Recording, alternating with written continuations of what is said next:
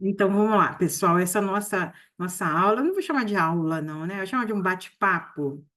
Hoje, então, um encontro para tirar vocês um pouco da casinha, para mostrar que vocês, com conhecimento da fisiologia, com um catéter venoso central, um ultrassom, uma linha arterial, vocês conseguem monitorizar até pacientes mais complexos. Eu vou fazer aqui um sincericídio, que é confessar um pouco a minha idade. Eu fui da época, a época eu era residente, né?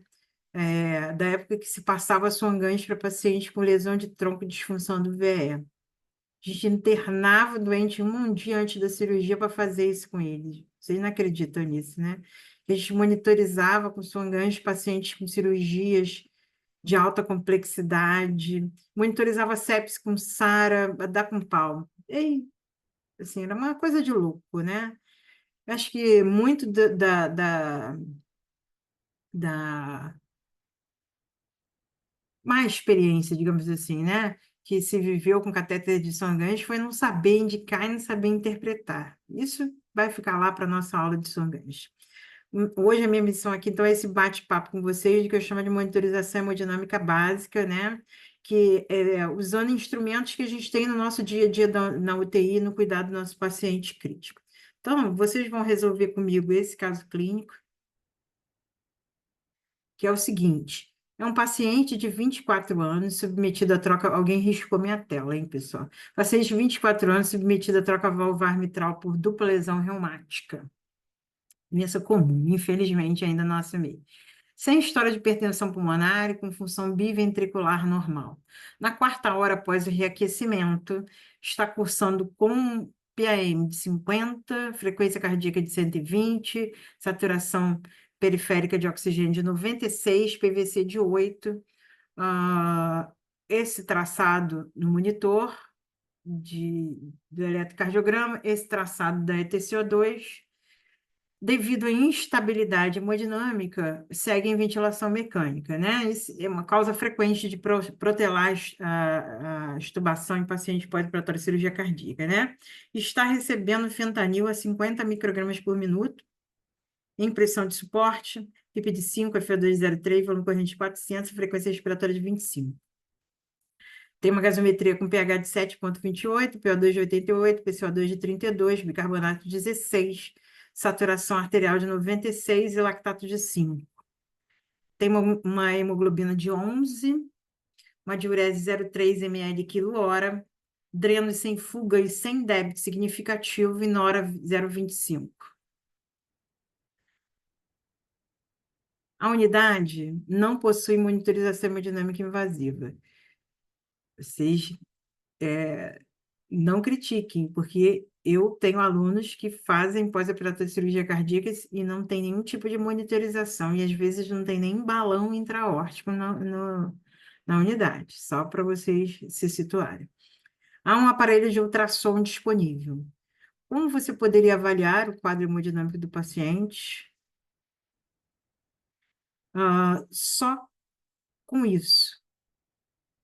Esses dados que você tem no monitor multiparamétrico, ali à mão, a sua gasometria, e o seu aparelho de ultrassom. E eu espero, no final da aula, vocês me digam se vocês acham que é possível ou não, né? Então, assim, monitorização hemodinâmica básica, pessoal, na nossa UTI nós podemos contar com a saturação venosa central e gap de CO2, o lactato, os gases sanguíneos, o pH, o ultrassom, ah, a curva de pressão arterial invasiva, em que nós vamos falar um pouquinho sobre delta-PP, e nós podemos, pessoal, em condições adequadas, avaliar até a resposta ao leg raising com a ETCO2 do nosso paciente, ou com o ultrassom cardíaco, né? Mas que são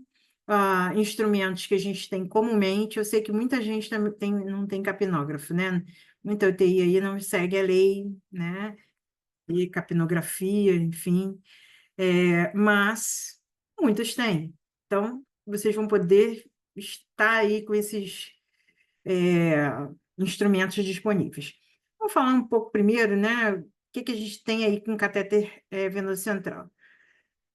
Uma variável comumente utilizada aí nas UTIs, até sob monitorização contínua, é a pressão venosa central. Pressão venosa central não é preditora, né? É um marcador estático, hemodinâmico estático, e não é preditora de responsividade a volume, né, pessoal? Pode nos dar uma ideia da volemia, mas não estima volemia com grande acurácia numa faixa que a gente chama de zona cinzenta, que eu vou mostrar para vocês.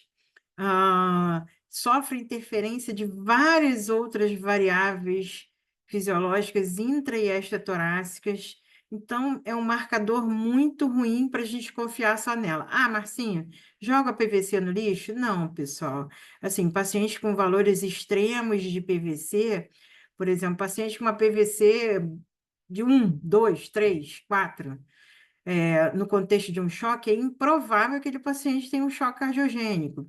Pacientes com uma PVC elevada e sob ventilação mecânica, aquela PVC não vai me ajudar muita coisa em termos de acurácia de saber o que está acontecendo com o meu paciente, mas vai me dar um certo desconforto fazer volume para aquele paciente, certo? Então, assim, ainda continua sendo aí uma variável muito comum de utilizar na UTI para decidir se administra ou não fluidos, mas não deve ser. Eu vejo isso cada vez menos, tá, pessoal? É, todas as variáveis hemodinâmicas que nós vamos falar aqui, elas não valem nada sozinhas, sem raciocínio clínico e sem conjugar todas elas. Tem até um slide aqui que a gente vai conjugar alguma delas para vocês, tá? Então, a evidência nos mostra que não é um preditor confiável de resposta a volume e diretrizes atualizadas não recomendam que seja utilizado. Então, eu trouxe esse slide aqui só para mostrar para vocês, para situar, olha a quantidade de fatores que influenciam a PVC. A função cardíaca, a volemia, o tônus vascular e até a pressão intratorácica e intraperitoneal. Então, nós temos aqui a pressão transmural no interior do átrio direito, ah, a pressão venosa, que vai desembocar no átrio direito, e a pressão adjacente, né, onde nós vamos ter influência da pressão pericárdica, da pressão intratorácica. Então, quando você está avaliando a PVC do paciente, tomando ela como um dos fatores que você. Um dos, né? Novamente, sozinha nunca. Um dos fatores para tomar uma intervenção para o paciente, você tem que ter noção disso tudo. Vejam, por exemplo, se eu tenho a monitorização da PVC, mas não tenho débito cardíaco monitorizado. Pacientes com PVC alta, eles podem ter débito cardíaco alto ou podem ter débito cardíaco baixo, a depender, na condição de um débito cardíaco baixo, uma disfunção cardíaca, esses pacientes vão ter uma PVC mais alta. E pacientes que estão compensados por aumento do retorno venoso vão ter o débito cardíaco mantido, melhorado. Já pacientes com PVC baixa, eles podem ter débito cardíaco alto, né, débito cardíaco baixo, desculpem, por redução do retorno venoso, ou numa situação em que você está resgatando a função cardíaca do paciente, a PVC também pode baixar. Então, uma PVC isolada, se eu não tenho a monitorização do débito cardíaco, vai me trazer dificuldades diagnósticas, já que a gente está falando aqui em monitorização, não estamos falando tanto em intervenção, né? Então, além de ser um preditor aí de pré-carga ruim, é incapaz de predizer se o paciente vai ou não responder à administração de volume, né? Então, depende da pré-carga, depende da função ventricular, e seu valor isolado não é confiável para predizer se o paciente vai responder a volume frente ao desafio de volume com recrutamento, aumento do débito cardíaco. Mas como é que a gente pode utilizar, então, a PVC de uma forma apropriada? Primeiro, identificar o problema clínico. Por exemplo, tem um paciente com choque suspeita de TEP maciço e a PVC próxima do zero. TEP é improvável. Tem um paciente com choque e suspeita de hipovolemia grave e a PVC muito elevada. Hipovolemia, aí, nesse caso, é improvável, certo? Então, raciocínio clínico. Se você faz um bolo de volume, a PVC eleva, porém, os parâmetros dos índices perfusionais, o TEC, a diurese, as janelas de choque, o sensório, a pele, né, a perfusão da pele não melhoram, não estou falando nem de monitor avançado, hein? Continuo falando de monitorização básica. Dar volume, dar mais volume para esse paciente não vai afetar o desfecho dele. PVC elevada, por outro lado, não significa que não haja resposta a volume. Embora, se você insistir em repor volume, você vai aumentar a pressão venosa, essa pressão venosa elevada vai ser transmitida para os órgãos encapsulados, como rim e fígado, e isso traz um aumento da pressão nesses órgãos e lesão final nesses órgãos. Por outro lado, também temos pacientes que terão a PVC baixa e também não vão responder a volume, né? 50% dos nossos pacientes críticos não respondem a volume. É considerado um excelente parâmetro para prever, para estimar o risco de congestão de órgãos extratorácicos, como o rim e o fígado. Já o melhor parâmetro para a gente estimar o risco de edema pulmonar vai ser a pressão de oclusão da artéria pulmonar. Novamente, não vamos conversar sobre nada avançado hoje, né? A despeito de todas essas limitações, né? Olha essa família de curvas que está aqui abaixo para vocês, são pacientes que estão funcionando num débito cardíaco, cada um como se fosse o leito 1, leito 2, leito 3, leito 4, leito 5, leito 6 da sua UTI, né? Cada um deles tem uma curva de Frank-Starling, onde a pré-carga, o aumento da pré-carga progressivo leva ao estiramento dos sarcômeros e recrutamento da função contrátil, cada um deles, mas você não tem como saber em qual ponto da curva de Frank-Starling eles estão com uma monitorização básica, né, pessoal?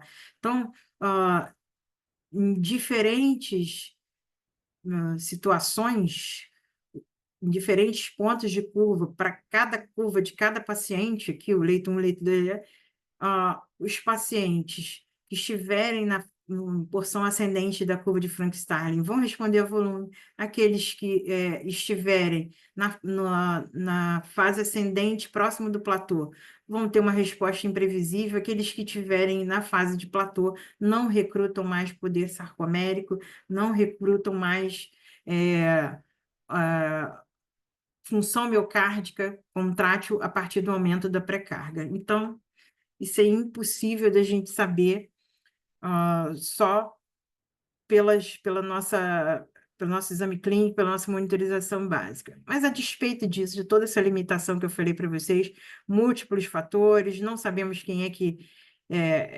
jogar uma moeda para cima, né? Nosso paciente crítico que vai responder a volume.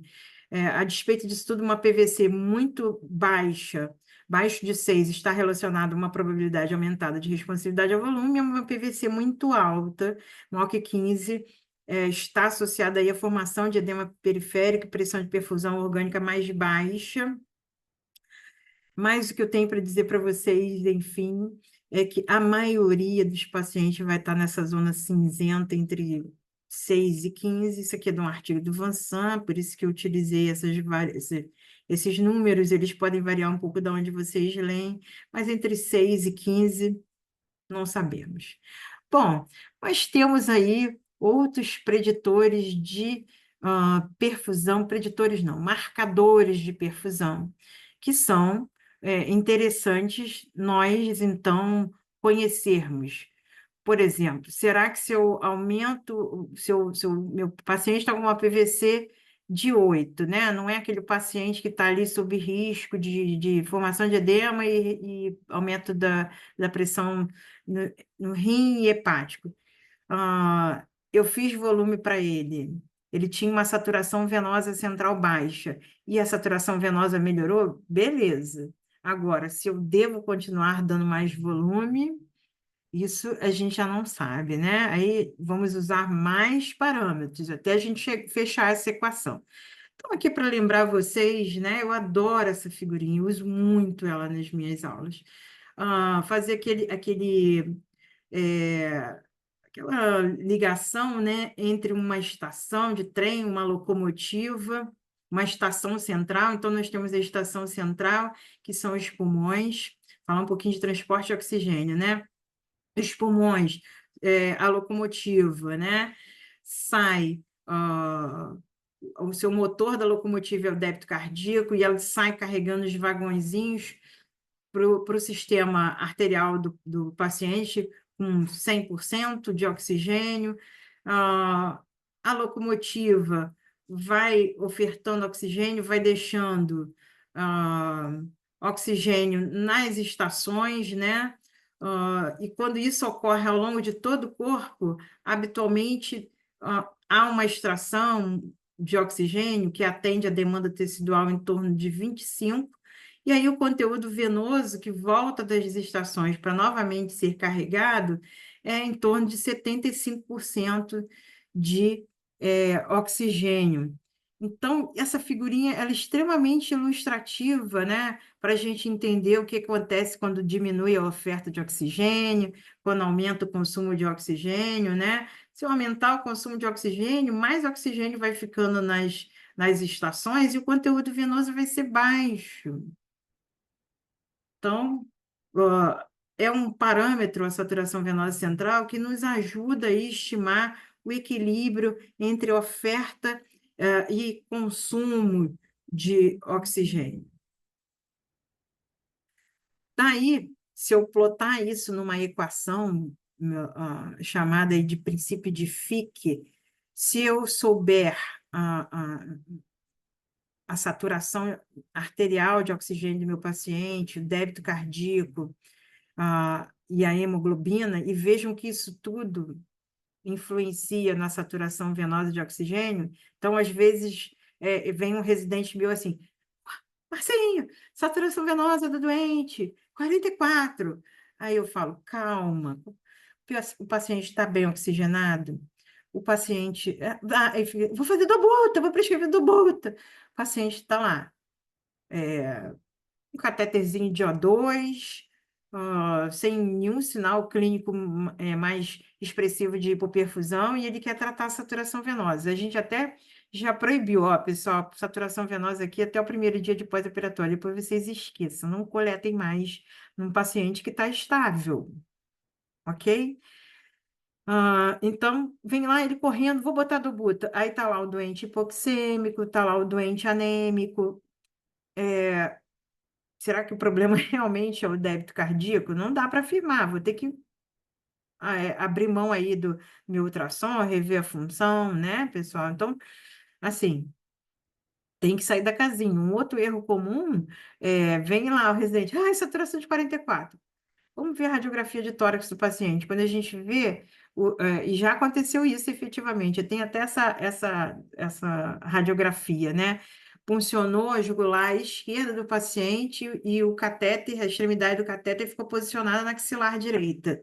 Então, assim, o que que ele estava medindo? A saturação venosa do braço direito, né? Lembrando que a saturação venosa central mede a saturação da extremidade superior do corpo, que vai ser menor que a da extremidade inferior, porque o cérebro extrai muito oxigênio, né? Então, a saturação venosa não é idêntica, central, não é idêntica à saturação venosa mista. A saturação venosa central é maior que a saturação venosa mista, mas a tendência delas de cair com problemas ou de subir com a intervenção é similar.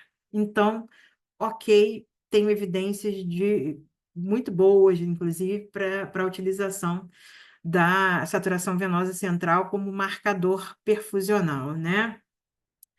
De uma forma geral, um aumento no consumo de oxigênio, que está ali na equação, deve ser compensado por um aumento do débito cardíaco. Quando isso não ocorre, o que que os tecidos fazem? as estaçõezinhas lá, aumentam a extração de oxigênio, né? Se a locomotiva, então, não puder correr, né?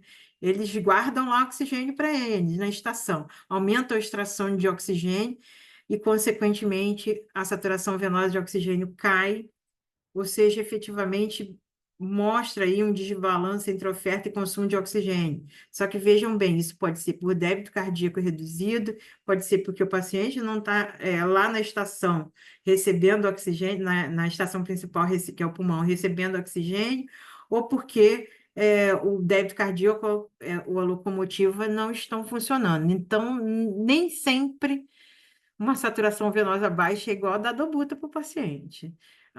Aqui, relembrando, né, o que, que faz cair a saturação venosa de oxigênio?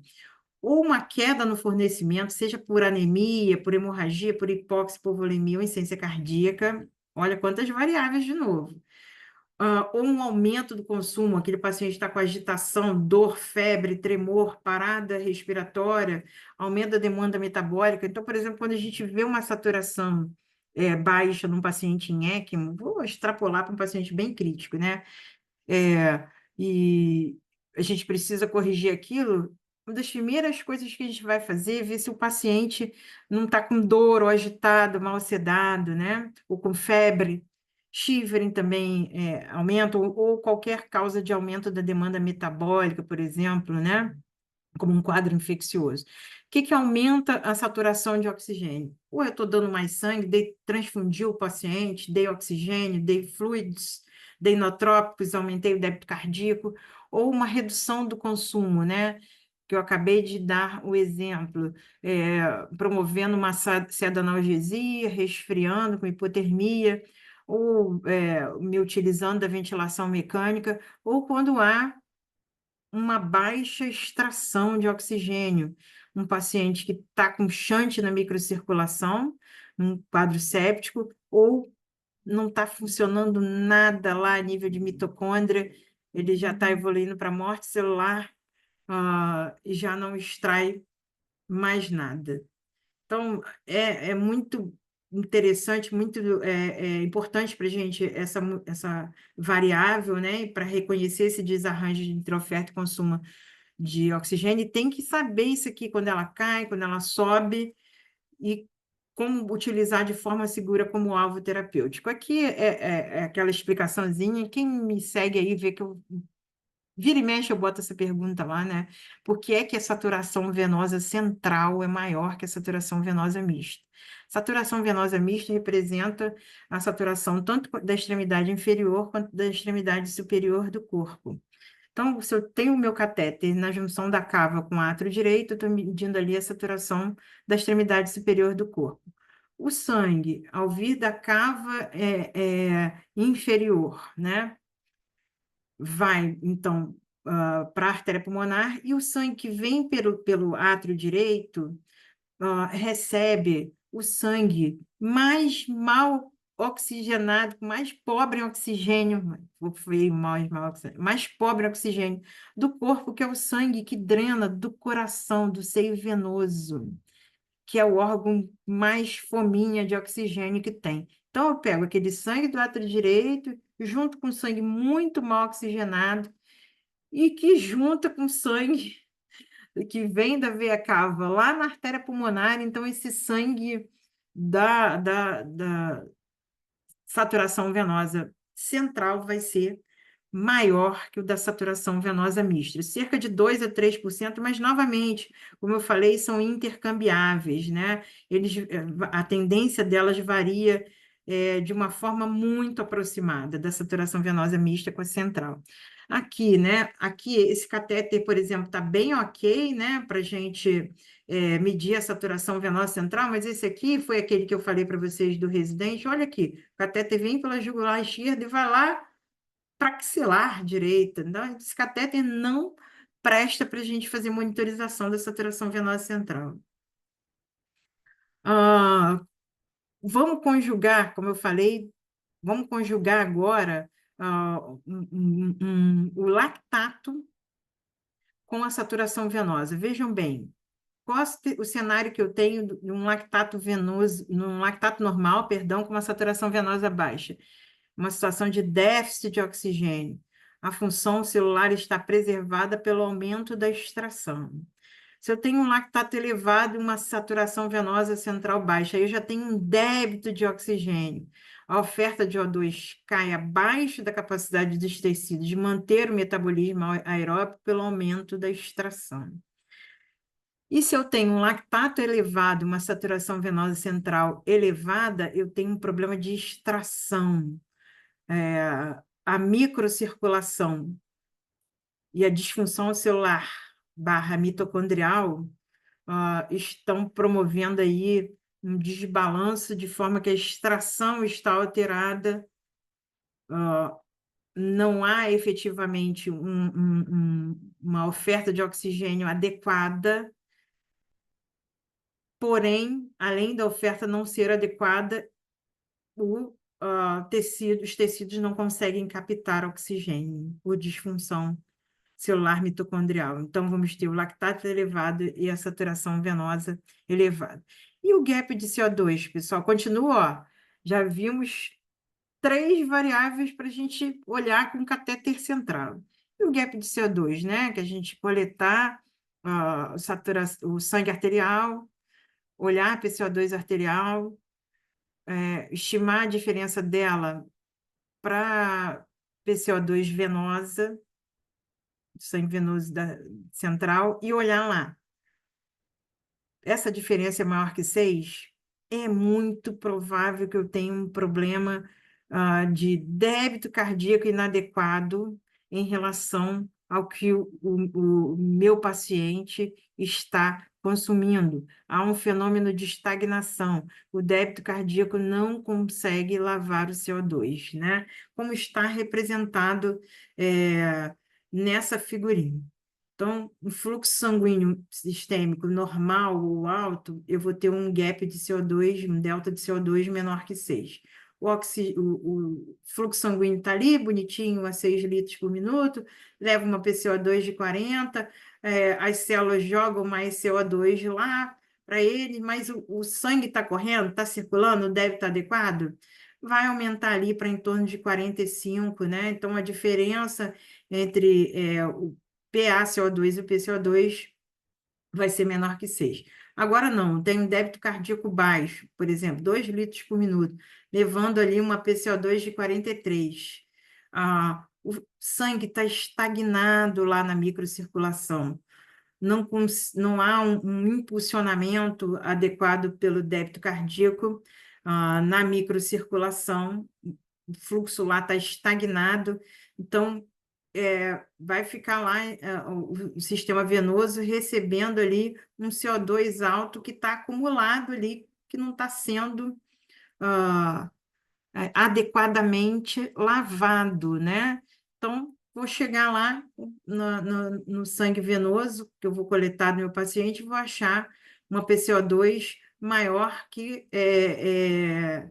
pelo menos 6 milímetros maior do que 43. Então, aqui nesse exemplo, 52, né? Então, essa diferença é o gap CO2, geralmente varia entre 2 e 5, como eu mostrei para vocês. Está relacionado ao fenômeno da estagnação e a presença de um débito cardíaco baixo. Tem outras variáveis para confundir isso aqui um pouquinho, mas é um conceito mais avançado, que aí a gente precisa da aula específica, porque senão aqui o nosso bate-papo ia ficar muito extenso, né? Então, a correlação entre o gap de CO2 e o débito cardíaco expressa que se o débito é baixo, o clearance de CO2 reduz, como eu mostrei ali rapidamente na figurinha, o CO2 fica estagnado no lado venoso do sangue, e a PVCO2 aumenta, levando ao aumento do gap de CO2. Então, o gap de CO2 elevado significa que o débito cardíaco não é suficiente sob condições de hipóxia tisular suspeita, ou o fluxo na microcirculação não é alto bastante ou adequadamente distribuído para clarear o excesso de CO2, mesmo com o débito cardíaco normal. Então, vejam, eu posso ter um gap de CO2 elevado, mesmo que o problema não seja bomba, certo? Aqui, Mais um algoritmozinho para vocês. De novo, não adianta a gente usar só uma variável. Então, aqui temos paciente com choque circulatório, lactato elevado. Olho para a saturação venosa central. É maior que 70? Olho para o gap de CO2. O meu gap de CO2 tem uma saturação maior que 70, um gap de CO2 menor que 6. Eu tenho uma hipóxia do tipo citopática. A célula não está aproveitando oxigênio. Não é um problema de débito, né? Inadequado. Eu tenho uma saturação maior que 70 e um gap de CO2 maior que 6. O que pode estar acontecendo? Um comprometimento da microcirculação, ou o débito cardíaco está inadequado, ou a desóxia tissular. Ao contrário, eu tenho uma saturação menor que 70 e um gap CO2 menor que 6, ou eu tenho hipóxia anêmica, o problema é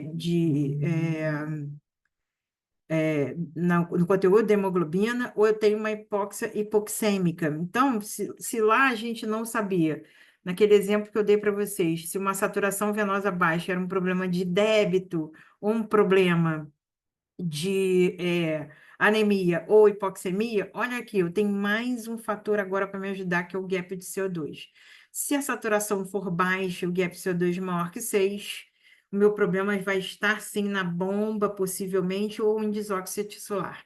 O lactato, pessoal, o lactato fiz bem curtinho para vocês, só para lembrar, né, que lactato alto nem sempre significa é, metabolismo anaeróbio, né? Por exemplo, situações que eu tenho catecolaminas, um estímulo beta-2 adrenérgico excessivo, o grande exemplo disso é a adrenalina, vai aumentar o fluxo glicolítico, né? Vai entrar mais adrenalina na via glicolítica, formando lactato.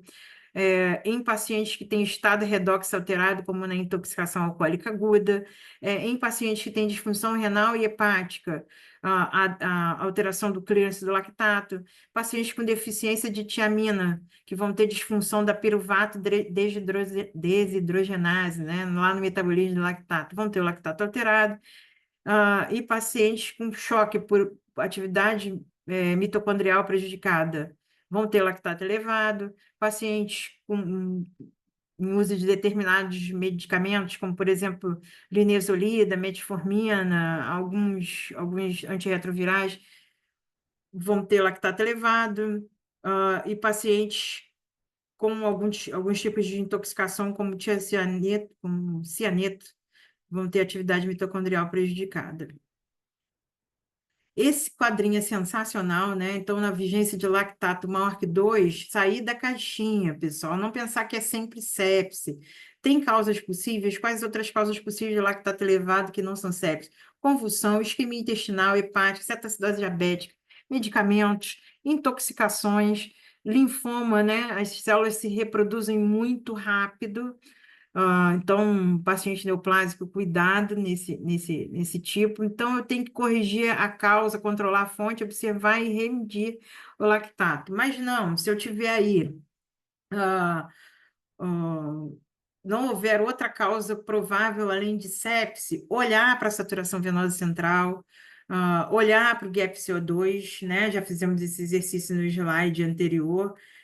Então, tem pelo menos aí, já dei quatro parâmetros que vocês podem trabalhar na cabeça de vocês para monitorizar o paciente, sem precisar de monitor colorido, né?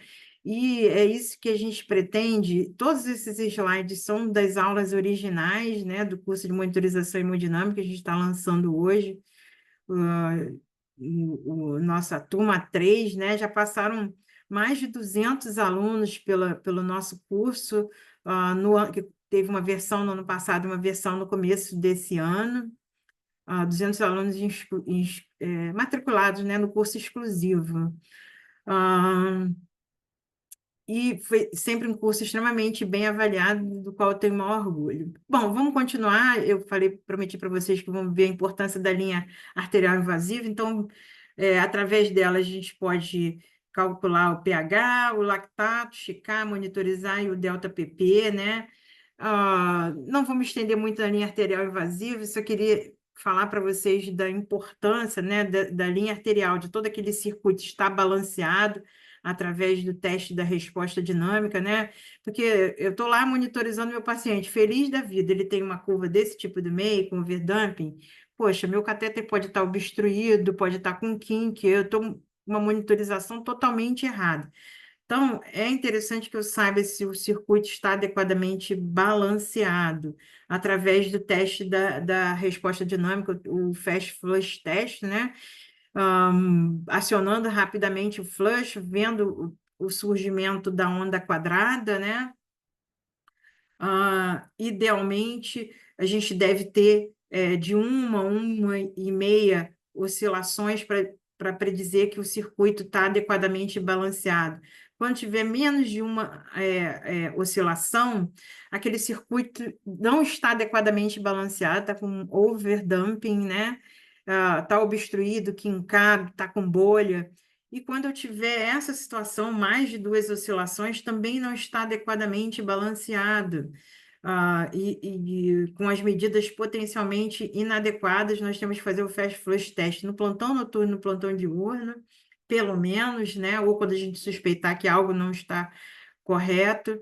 Na presença desse tipo de monitorização, a principal causa vai ser um circuito muito extenso, né? Dando muitas reverberações. Bom, e posso usar a minha linha arterial para avaliar o delta PP, né? A diferença, né, da pressão de pulso na inspiração e na expiração, me utilizando da interação, dos princípios da interação cardiopulmonar, onde pressão de pulso aórtica vai ser diretamente proporcional ao volume sistólico do ventrículo esquerdo e inversamente relacionada à complacência aórtica. Calma, esses conceitos avançados vão ficar bem claros para vocês, né? Um pouco mais avançados, não muito, hein? Então, aqui eu estou com um paciente em ventilação mecânica para a gente utilizar o delta PP, né, como um preditor de resposta volúmica, é para isso que ele serve, e é um excelente preditor, um dos mais estudados, um dos mais acurados, mas o meu paciente tem que estar sob condições muito específicas, que nós já vamos ver, para aquele instrumento ser acurado para mim, certo? Então, eu não posso chegar lá no paciente de ventilação espontânea, pô, Marcinha falou que o delta PP é legal, pelo amor, hein, pessoal? Nada disso. Precisa estar em ventilação mecânica e sob algumas condições bem específicas, né? Então, só rapidamente vendo os princípios da interação cardiopulmonar, que sem eles a gente não consegue entender, né? O delta PP. Então, na ventilação mecânica, tem um aumento da pressão intratorácica, que vai levar a uma redução da pré-carga para o VD, uma redução do volume sistólico do VD, e essa redução do volume sistólico do VD, ela só vai aparecer lá no ventrículo esquerdo e na minha curva de pressão arterial alguns segundos depois dela ocorrer no VD. Ah, então, isso faz com que o que eu enxergo, o que eu vou enxergar dessa alteração, da variação da pré-carga que ocorreu com a pressão positiva na inspiração do VD, eu só enxergue na expiração do VE. Então, isso deixa muito claro para a gente, né, o porquê da dos princípios de utilizar o delta PP para estimar a variação de pré-carga e por que é que o delta PP, o PP mínimo, ocorre na expiração, né? Lá na minha curva de pressão arterial. Então, reduz a pré-carga para o VE, reduz o volume sistólico do VE, então o PP mínimo vai ocorrer na expiração. Beleza? Na inspiração, eu aumento a pós-carga para o VD, diminuo a pós-carga para o VE, isso é importante também. Aumento a pré-carga para o VE e aumento o volume sistólico do VE. Então, o PP é máximo na inspiração e é mínimo na expiração. E aí a gente tem essa formulinha muito famosa, né? Eu olho para o PP do paciente, jogo na formulinha, né? Calculo a variação da pressão de pulso, uma variação superior a 12% é muito acurada para predizer volume, novamente, com uma área sobre a curva ROC de 0,94. Ou seja, se eu fizer aquele teste 100 vezes, em 94 ele está me dizendo adequadamente se o paciente é fluido responsivo ou não, 94. Então, assim, pessoal, excelente, né? Excelente, excelente. Então, é melhor preditor do que a PVC, né? Mas precisa de condições que muitos dos nossos pacientes críticos nas práticas atuais de ventilação mecânica não têm, que é um volume corrente de pelo menos 8 ml por quilo, sem atividade respiratória espontânea, sem arritmias cardíacas. Ah, e esse paciente, né, ele quase que nem existe na unidade de terapia intensiva, mas calma, porque tem como a gente burlar pelo menos o volume corrente, fazendo o teste de volume corrente, se vocês vão aprender no curso.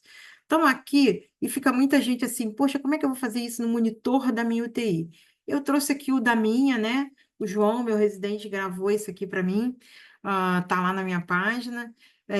Como é que a gente faz no nosso monitor? A gente engana o monitor, chama a pressão arterial de pressão da artéria pulmonar, e esse monitor, ele capilariza, né, como a gente fala, entre aspas, a pressão da artéria pulmonar, e quando ele capilariza, ela aparece enorme na minha frente, e com um cursor que eu posso medir o PP. Então, vou mostrar para vocês. Futuquem o monitor da UTI de vocês para ver se ele faz isso. Então, ó, vejam ali, estava vermelhinho, era artéria. O João foi lá e enganou, mandou chamar de artéria pulmonar. Aí ele foi lá na função de capilarizar. Olha como é que aparece lindamente para gente. E não é mentira, vocês estão vendo, ó. Tem PPs grandinhos, PPs pequenininhos. Aí o João foi lá, ó, concursou, pegou a pressão sistólica máxima, no PP máximo.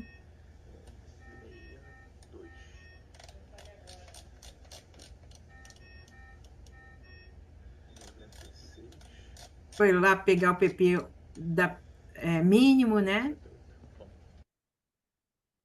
E nesse caso desse paciente, ele não era fluido responsivo, tá? Então, assim, não, assim, futuque o monitor de vocês. Aqui também para tirar vocês da casinha, aqui a capnografia, na capnometria, na verdade, né? A capnometria da beira do leite de vocês estima o débito cardíaco. Se vocês estiverem numa UTI, que a capnografia cair do nada, cuidado, que aquele paciente vai deteriorar. E nós temos aí a possibilidade de usar a capnometria fazendo a manobra de elevação passiva das pernas para predizer resposta a volume, né? Partindo do princípio que a medida da ETCO2 reflete a produção de CO2, a ventilação alveolar e o débito cardíaco, ou em termos práticos, o fluxo sanguíneo pulmonar, né? A quantidade de ETCO2 exalado é proporcional ao débito cardíaco em pacientes que estão, do ponto de vista respiratório e metabólico, estáveis. E aí, partindo desse pressuposto, a variação da ETCO2 refletiria mudanças no débito cardíaco. Isso foi testado em várias condições experimentais e clínicas. E aí, com a manobra de elevação passiva das pernas, o efeito máximo da manobra, né? E o efeito da manobra em si é muito curto, né? Geralmente máximo em 1 minuto e não mais do que 3, né? Como a manobra de elevação passiva das pernas tem curta duração, é assumido que os outros dois fatores, a ventilação alveolar e a produção de CO2, podemos eliminar da equação de forma que a TCO2, naquele curto período de tempo da manobra de elevação passiva das pernas, refletiria principalmente alteração no débito cardíaco. Então, como faz? Mede a TCO2 com o paciente a 45 graus, faz a manobra de elevação passiva das pernas por 2 minutos, sem tocar no paciente, mesmo princípio, né, pessoal? Meço a ETCO2 no momento que ele for máximo durante a manobra, ah, retorno o paciente para a posição inicial, e quando eu retorno ele para a posição inicial, ele tem que voltar para a ETCO2 basal dele para eu dizer que o efeito no débito cardíaco foi da elevação passiva das pernas, né? E se houver um aumento de 12% na ETCO2 durante a manobra, onde houver a ETCO2 máxima, que você vai medir, isso prediz resposta a volume, com uma área sobre a curva que não é nada mal, hein? 0,81, muito melhor do que a cavinha de vocês, hein? 0,81. Então, vou fazer em 100 pacientes, 81, bem menor que a variação da pressão de pulso, né? Mas melhor do que jogar a moeda para cima, que é o que você faz quando você dá volume sem avaliar a responsividade. Bom, estamos já bem adiantados aí, quase para o final, para vocês me ajudarem a resolver o caso clínico. Ah, daqui a pouco vai jogar aqui no chat para vocês o link para vocês terem as informações, né, sobre o nosso curso de monitorização hemodinâmica. Ah, Através desse link, vocês vão achar várias informações importantes sobre o formato do curso, a duração, quais são as aulas, qual o custo, né? Tá baixinho esse custo, hein? Só digo isso para vocês. E aí, ultrassom no choque, né, pessoal? O ultrassom no choque, ele pode ver a bomba, o tanque e a tubulação, né? A bomba seria o coração, podemos avaliar aí derrame pericárdico, contratilidade, UVD. O tanque seriam os vasos, o pulmão, né?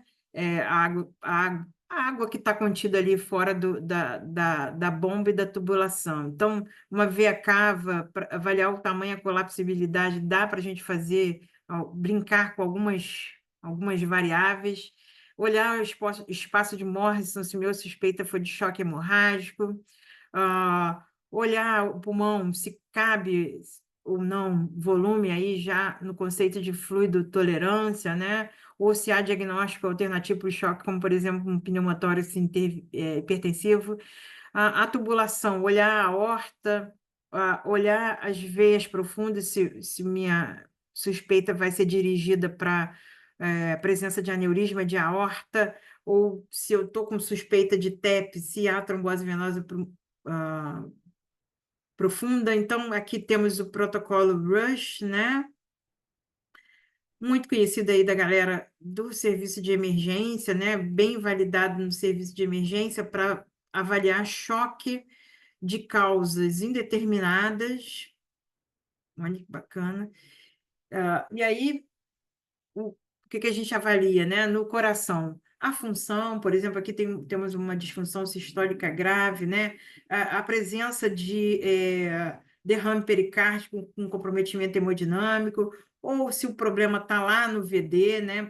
Isso pode nos levar a pensar em embolia pulmonar. Então, se o padrão é hipovolêmico ou distributivo, o nosso paciente vai ser hiperdinâmico. Para embolia pulmonar, vamos ter achados bem significativos. Para quem tem o olho mais treinado, a disfunção segmentar nos leva a pensar em ser de origem isquêmica, né? E o derrame pericárdico, a suspeita de tamponamento. A veia cava é colapsável? Vou pensar mais para choque distributivo ou hipovolêmico, né? Não está colapsável? Vou pensar mais para cardiogênico ou obstrutivo. Do ponto de vista olhar o espaço de Morrison, olhar a horta, né? Há líquido livre, meu paciente está chocado, não sei a etiologia. Opa, vou buscar aí algum tipo de sangramento. Quem se depara, esses dias eu tive um feedback lindo lá na minha DM. Uma aluna me mandou uma imagem muito parecida, que ela falou: eu vi, eu me lembrei, consegui regular o doente, consegui fazer o diagnóstico do doente. Doente chegou para mim pós-operatório de uma outra coisa nada a ver, acho que alguma coisa gastrointestinal, e era isso aqui, né? Um aneurisma de aorta abdominal, dissecção aórtica, pneumotórax, olhando ali a janela de pulmão, né? Mas não, de novo, sair da casinha. Isso aqui, pessoal, residentes e fellows bem treinados fazem em 3 minutos a avaliação do VTI da via de saída do VS. Só precisa ter um modo Doppler no seu aparelho de ultrassom, né? Partindo do princípio que a via de saída do VE é um cilindro, né? Então, calculando a área da via de saída do VE, e calculando a integral da velocidade-tempo na via de saída, um Doppler, e integrando essas duas informações, a área da via de saída do VE com o VTI da via de saída do VE, tem como medir o débito cardíaco do meu paciente. Partindo do princípio que o volume sistólico seria a área da via de saída do VE versus o VTI, vezes o VTI, e o débito cardíaco vai ser essa forma versus a frequência, né? Ou seja, débito cardíaco é volume sistólico versus frequência cardíaca. Mas posso usar, poxa, não consigo, não estou tão habilitado para fazer ali, calculando, porque tem várias armadilhas, né, pessoal? Que a gente vai falar no curso, que você pode cair, né? Então, só medindo o VTI, jogando o Doppler juntinho do septo, ali na via de saída do VE, se você obtiver um valor entre 17 e 23, está ok. Se você obtiver um VTI baixo, você vai pensar em choque cardiogênico, obstrutivo ou hipovolêmico. Um VTI normal, você vai pensar num choque distributivo. Então, olha quanta informação você tem na sua mão com uma veia e uma artéria e um ultrassom. Aqui um outro conceito muito legal. Não tem o olho treinadaço para ver função do VD. Sei que o VD tem a proporção entre VD e VE tem que ser menor que 1, né? O VD é menor que o VE. Mas até quando estou conseguindo ver, esse VD aqui está maior, sim. Mas quero ver a função ali. Olha, o TAPSE, né, pessoal? A Hello expulsão, guys, a in medida da this video expulsão I'm going to do talk anel about TAPSE. tricúspide What is como um it and how marcador do we measure da it? So contratilidade I do hope you VD. can Quanto find maior this for essa useful. excursão do anel tricúspide em direção ao ápice The do first VD, isso important você thing to mede know is ah, what no TAPSE modo stands M for.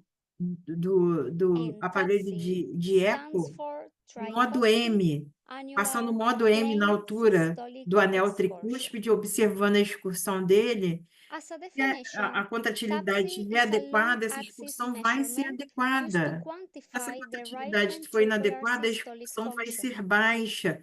Pensa que Basically, we o paciente, measure isso é the um descent pós-op de of the right cardíaca, ventricular é uma base towards informação the apex. valorosíssima, né? Principalmente quando é um doente This valvar, expression né? is the Então, vocês vão ver distance aqui, measured between esse, the esse nadir, filminho é which is the lowest do point, YouTube da and the Ecolade, eu peak, which super is the indico, viu? highest Para point. vocês se inscrevam lá no canal dela. In this É slide, muito you can didático, see muito step by didático. step how to E olha, measure olha a TAPSE. facilidade para você medir However, isso. I'm going to Não precisa show de you grande next treinamento, how to não, do it pessoal. on your Tem que ter o modo echocardiogram. M e olho.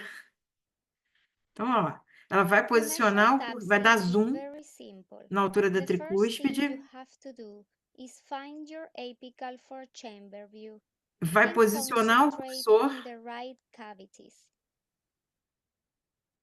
Now obtain a zoom for chamber view na of the altura do right anel ventricular tricúspide. free wall Olha and lá. the tricuspid annulus. Now place the cursor on the tricuspid annulus and press the M mode button. You should E get agora, something ó, like vai this, lá and now it's simplesmente time to medir a measure the expulsão do excursion anel. from the lowest Nada point muito to the rebuscado, highest pessoal. point as we can Nada see muito in here. rebuscado. Vocês fazem isso aí com o pé nas costas, vocês fazem coisa muito mais And that's difícil, it. This is how né? to obtain O TAPSE. In normal. this case, é with a maior que biopsy of 1,7. 2.1 centimeters, which is Esse normal. doente tinha As you 2,1, ou can seja, see, ele tem um grau de abnormal values distensão do are VD. less. Olha que beleza, ó. A veia cava, que vocês amam, né? O negócio de veia cava, né? Eu só trouxe aqui os conceitos dela na ventilação mecânica, porque na ventilação espontânea ela presta muito pouco, não aconselho, certo? Então, aqui também o que a gente leva em consideração são os princípios da interação cardiopulmonar. Então, na ventilação mecânica, uma pressão intratorácica positiva na inspiração reduz o fluxo venoso para o coração, aumenta o diâmetro da veia cava, óbvio, em função da complacência dela, e no final da expiração, quando a pressão intratorácica diminui para zero, então o fluxo de sangue aumentado através do sistema venoso para o coração, minimizando o diâmetro da veia cava inferior, como se sugasse, né? Então, o princípio do índice da distensibilidade, aqui não é colapsibilidade, distensibilidade, aplicado a distensibilidade máxima e mínima da veia cava inferior, aplicada a qualquer uma dessas duas fórmulas, para uma o índice maior que 12% e a outra maior que 18%, novamente, um indivíduo com volume corrente maior ou igual a 8 em modo controlado sem esforço, é assim que se usa a veia cava direita, hein, pessoal? É assim que se usa a veia cava direita, né? Chegar lá, tá variando menos que 50%. Eu odeio quando fazem isso comigo, viu? Então, é assim que se usa corretamente. Seria um preditor de resposta a volume, mas espera aí que eu já vou dar para vocês a área sobre a curva. Ah, em pacientes sem reserva cardíaca adequada ou com pré-carga já elevada, estão lá na fase plana da curva de Frank-Starling, a cava tem uma complacência reduzida e se distende de forma limitada, podendo mesmo não ocorrer variação. Então, cuidado, nem sempre cava repleta é sinal de que o paciente está hipovolêmico. Contrariamente, pacientes com reserva boa e potencial benefício com a administração de fluidos, a cava, né, fica aquela coisa linda, se distendendo significativamente na inspiração.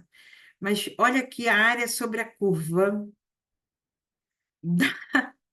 da variação da veia cava para prever resposta a volume. Em pacientes sob ventilação mecânica, a área sobre a curva tem uma sensibilidade 0,75, uma especificidade 0,82. Aceitável, muito melhor que, obviamente, jogar a tal da moeda para cima. Agrupada, a área sobre a curva foi de 0,90, usando um limiar médio de entre 13 e 21% aí de variação da veia cava. Já nos pacientes em respiração espontânea, a variação da cava tinha uma baixa sensibilidade, 0,56, e uma especificidade até aceitável, 0,78. Mas de todos os métodos que mostrei aqui para vocês, disparado é o menos acurado, digamos assim. Bom, vamos voltar para o nosso caso clínico, vocês descansarem. Então, vocês lembram, 24 anos, troca valvar mitral, é um indivíduo que não tinha hipertensão pulmonar, não tinha função, que tinha função ventricular, biventricular normal. Esse doente a gente quase não vê, tá? Só nessa idade mesmo. Na quarta hora, ele estava lá em fase de reaquecimento, vocês sabem, reaquecimento é fundamental no pós-operatório, né? E estava lá, 50 de PAM, frequência 120, saturação periférica de 96, PVC de 8. Como estava instável, a equipe optou por manter ele com sedanalgesia com fentanil, mas estava em pressão de suporte. O traçado era uma taquicardia sinusal, uma ETCO2 de 37. Na gaso tinha uma acidose com lactato alto, não tinha uma anemia significativa, estava urinando menos que meio ml quilo hora, os drenos não tinham fuga, não tinham débito significativo, e a noradrenalina estava numa dose já bem razoável, né? A unidade não tem monitorização hemodinâmica invasiva, a radiografia de tórax era essa, que é a prótesinha mitral, tubo. Tem o aparelho de ultrassom disponível. E como é que vocês fariam para avaliar o quadro hemodinâmico desses pacientes? O que que vocês fariam com ele?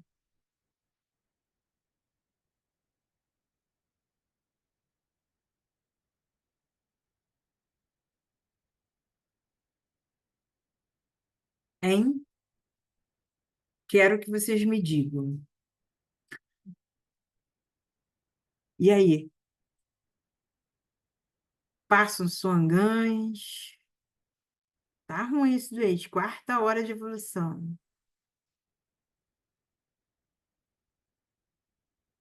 E aí? Depois de ver essa aula inteira, estão inibidos? Vamos lá. O Gilberto procurar derrame pericárdico. Letícia faria o ultrassom. Gilberto, todo mundo no ultrassom. Só ultrassom, pessoal? Vai parar aí no ultrassom? Beleza, ultrassom não tem derrame pericárdico. Vou falar para vocês. Eu vou mostrar aí. Não tem. Gaso venoso, ó, o Alessio, gaso venoso central para avaliar o gap CO2 e SVCO2, excelente, excelente, Alessio, é por aí mesmo. Delta PP, pessoal, poderia calcular nesse paciente? Teria validade? Tem PAI, tem PAI, olha aqui, tem PAI, mas ele tem limitações. Qual é a limitação que esse paciente tem? Tá em ventilação espontânea. Excelente. Pressão de suporte. Perfeito. Não dá. Esquece. VTI, dá para ajudar? O que que vocês acham? VTI ajuda?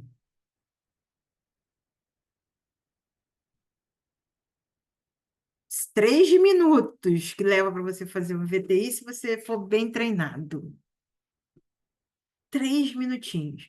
Thaís, que já foi nossa aluna na turma 1, disse que dá para fazer. Curte, meu aluno lá do Loading, me mandou hoje um lindo, fez lindo hoje lá no. Ainda, mandou, ainda tirou onda, fez o VTI, fez o volume, depois fez o VTI de novo. O Hernan, dá para fazer um VTI. Que mais, pessoal? Ó, só tenho isso, não tem mais nada lá na minha UTI. Eu não esqueci que eu tenho que falar quando que a gente utiliza Songange, não. Então vamos lá, pessoal. Ó, a PVC que vocês ignoraram tá de 8. Para um tamponamento cardíaco, essa PVC tá. O que que vocês acham? PVC de 8, tamponamento cardíaco, tá? É isso aí mesmo? Tá compatível? Ó, não é só o probe do ultrassom, não, hein, pessoal? Ó, ó. Então já minha PVC não estava compatível com o tamponamento. Opa! Delta PP já vimos, vocês me ajudaram, responderam, não tem limitações, não dá para fazer. Bom, aí eu vou olhar lá. Vocês falaram, saturação venosa central e gap de CO2. E tem ali, como vocês também já falaram, o TAPSE, o POCUS cardíaco, que vocês já falaram, e falaram VTI? Não, VTI vocês não falaram, eu que falei. Isso, PVC era para estar mais elevado se fosse tamponamento. Já vou até com o coração mais aliviado fazer o ultrassom, né, pessoal? Porque assim, o ultrassom de doente em pós-operatório de cirurgia cardíaca com pneumodiastino é um lixo. Às vezes a gente só consegue fazer o subchifoide, hein? E vida que segue, hein? Se liguem. Agora já estou misturando a clínica, que é soberana, com a monitorização hemodinâmica. Beleza. Aí eu vou mostrar para vocês. Esse paciente veio com uma saturação venosa central de 76, um gap CO2 de 5. O POCUS cardíaco dele era esse, o pulmonar era esse, a cava dele era essa, o VTI dele era de 18. Então, o que que eu já excluí aí, pessoal? que eu já excluí? Falem para mim.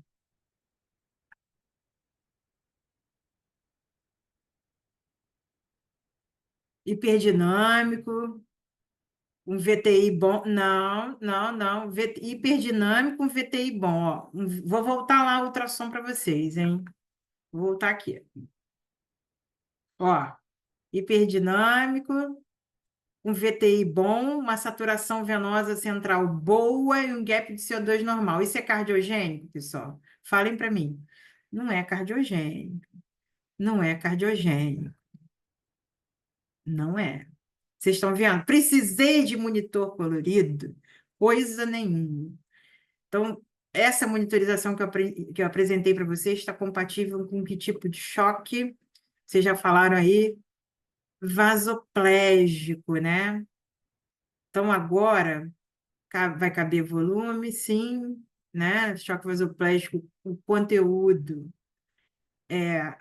maior, é menor que o continente, né? Se o meu paciente vai responder, é outra história. Vamos fazer azul de metileno, que é o que tem para fazer nesses casos, certo? Vou dar preferência à vasopressina, né? Já que na vasoplegia pós-sec, os estoques de vasopressina endógena são baixos, não vou preferir ela. Então, aquela nora que está lá 0,25, aquele paciente batendo a 120, jogar uma vaso lá, né? Baixar aquela nora, que inclusive vai diminuir a resistência vascular sistêmica, eu vou ter ali o efeito da nora aumentando, vou modular o tônus ali do meu paciente que está vasoplégico, excluir tamponamento, tratei bem o meu paciente, certo, pessoal? E isso aí foi uma amostra para vocês, como eu disse, esses slides são das nossas aulas do MH360. Tratamos o nosso paciente, eu prometi para vocês que a gente ia tratar só com variáveis que a gente, com instrumentos que a gente tem na UTI, né? Então, o Rafa vai deixar para vocês aí o link para vocês terem todas as informações do curso. Para os primeiros 30 que se inscreverem, vai ter uma condição exclusiva. E o curso vai custar R$ 1.197 ou 6 prestações de R$ 199,50. Você, você economiza aquele japinha que você come uma vez por mês e vamos aprender muita, muita medicina, muita monitorização hemodinâmica. As inscrições vão ficar abertas até o dia 19/9, que é quando tem a nossa aula 2. A aula 1 já é terça-feira que vem, fisiologia cardíaca. Para a galera que vai fazer TEME, tem que fazer esse curso. Eu fico, né?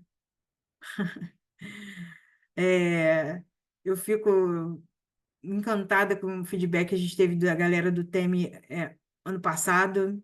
Tem lá os depoimentos lá no nosso site para vocês verem. Depois dessas 30 vagas, vai custar um valor mais caro, né? Então, pessoal, aproveitem. Espero que vocês tenham aproveitado a nossa aula, né? Nosso encontro, né, pessoal? Que é pouco tempo para falar muita coisa e eu queria mostrar muita coisa para vocês. Beleza, pessoal? Obrigada aí. Eu que sou fã de vocês, gente. Vocês que estão aí todo dia na luta, na batalha, valorizando a nossa especialidade. Ei, minha querida, tá aí. Ah, Thaís, residente da Unicamp. Débora foi nossa aluna. Débora, eu acho que ela já assistiu esse curso, mas... Não, já assistiu 2 vezes, né, Débora? No Loading e no MH, ó. E quem gosta de pós-operatório, em janeiro tem curso de pós-operatório, hein, pessoal? Comprem logo aí o, o MH para ficar com esse preço baixinho, para vocês acumularem mais um boleto em janeiro. Sempre tem algo para lembrar, né, Débora? Impressionante, né?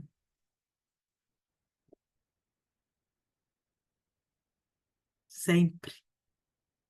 Não usei monitor colorido nenhum, hein? As aulas síncronas são às terças. Quase todas as aulas vão ser síncronas, tá, pessoal? Só alguns temas menos que trazem menos dor para vocês, tipo Doppler esofágico, que eu vou fazer gravada, tá? 2 terços das aulas são síncronas às terças. Quintas são aulas do pessoal que faz o cardio 360. Pode divulgar. Divulga sim, Hernan. Hernan, você pode tudo, né, Hernan? Pô. E é o cupom da Débora. A Débora que é o cupom. Rafa, cupom da Débora. Ah, obrigado, Eric. Que prazer ter você aqui, cara. Instiga lá teu time. Fala assim, quer coletar uma saturação venosa desse doente? Ô, Rafa, não esquece do cupom da Débora. Juliana, eu amo guepinho de CO2. Sensacional, né, Juliana? Eu também amo guepinho de CO2. Não vou mentir, não. Eu amo muito mais guepinho de CO2 do que a cavo, hein? Muito bom, pessoal. Muito bom. Espero que a aula tenha sido produtiva para vocês, hein? Fiquem com Deus, estudem, façam o melhor pelo paciente de vocês todos os dias, beleza? Tô com vocês. Um beijo.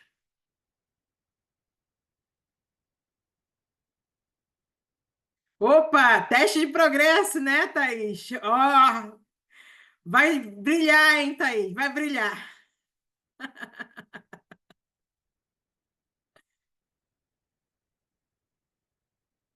Não, Eric, não está muito além, não. Marca lá com a sua galera que eu falo para vocês o que que o técnico de enfermagem pode ajudar na monitorização hemodinâmica. Pode marcar que eu faço uma aula para vocês, viu? É uma promessa. Fala lá com o professor. A Marcinha pode dar uma aulinha aqui para gente? Ela disse que vai ensinar tudo aqui. Não, você vai ver como é que dá para ajudar. Beleza? Obrigada, Eric. Amei você estar aqui, viu? Nossa, significa muito para gente, tá? Beijo, cara.